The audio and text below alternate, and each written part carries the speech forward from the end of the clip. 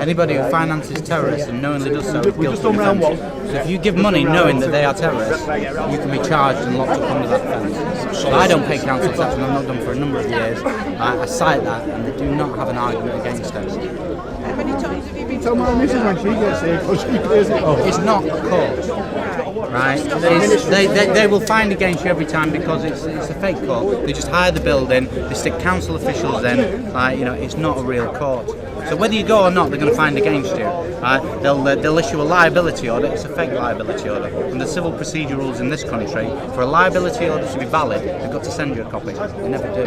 So it's not a valid liability order. Right? The courts don't retain a copy either. No, the courts know nothing about it. Right? It's a council thing. It's a fake system. The council do not have the authority to issue summonses. The council do not have the authority to create their own liability orders.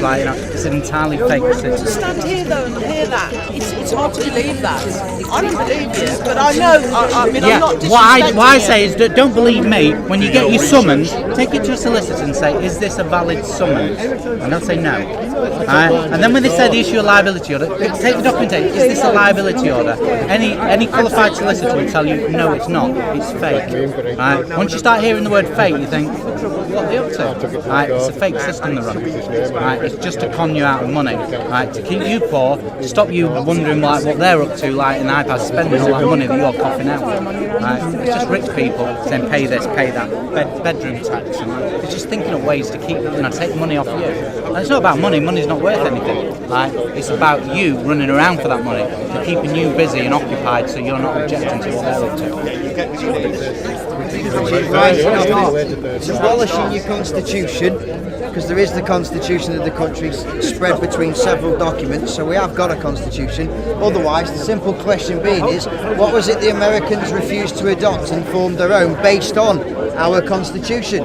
The Canadian constitution, that's actually a physical constitution like America, that's based on English history, English traditions, and our constitution. So if we haven't got a constitution, what is it these other countries have adopted?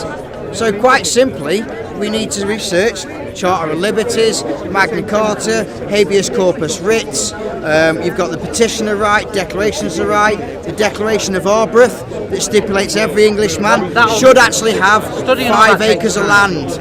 Now it does take time and it does take a lot of experience, because some of these documents are around 2 to 2,500 pages long. So you do have to do quite a bit of reading, and as a dyslexic person, I'm sure you'll all appreciate, I've actually took that task on and read those documents for what the fundamental rights are. And some of them is Article 40 of the Magna Carta stipulates that you cannot sell rightful justice. So by the courts actually selling you the application forms to apply for an appeal, to apply for anything, a court order regarding children or anything, by them charging you this amount, there is actually something that they don't tell you, which is called a remission fee. Now if you can't afford it, you can apply for a remission fee, but that's how they're trying to get around it. At the end of the day, your constitution stipulates quite clearly that you cannot sell rightful justice. And if you read the Magna Carta for what it actually is, as a constitutional document, 1215, written by the people, it was forced upon a monarch who couldn't read or write. So basically he had his asses, his bishops, his legal team, read that document and say, you are going to have a civil riot in this country if you do not put your authority on it. So he sealed it with a corporate seal. So it's a sealed document, and this is the fraud that's going on within our courts, because if you read the Crown prosecution rules, it stipulates that it has to be a sealed document. So if you look at a seal, which is what a public notary does, he puts his wax down, he gets his embossment, and he puts an embossment on it. So it's raised through each individual piece of paper. Okay? So what you then got to look at is, that is a seal. So when you get your corporate warrants and everything else, if you look at the rubber stamp upon this document, and I promise you it will only have a rubber stamp, and then ask yourself, does this comply with the Crown prosecution rules? Quite simply. I'm not going to explain which bits, you can read it yourself and discover it yourself, okay? But if you read that as a document, you'll realise that it has to be sealed by the court, and a seal is legally defined as having a raised section and being embossed, just like your old MOT. Did anyone ever know an old MOT for a car? They all were sealed by the individual approved garage for MOT. So I'm not telling you the truth, I'm not saying anything. I'm saying I'm a young lad who wants to know how I'm bullied and dictated to. So I started researching, and the first off I looked at, go and look at common law. Google King Alfred the Great, Google King Molumus, find out about these individuals and then find out how these were the lawgivers to England.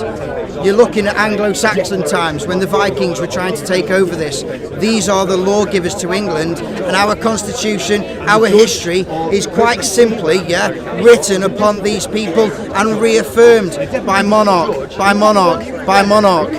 So Mrs. Windsor herself, we people put it to you quite clearly, we're not happy with the way that this country's running. You're the only person that can step in and disband Parliament. We suggest to people you do it.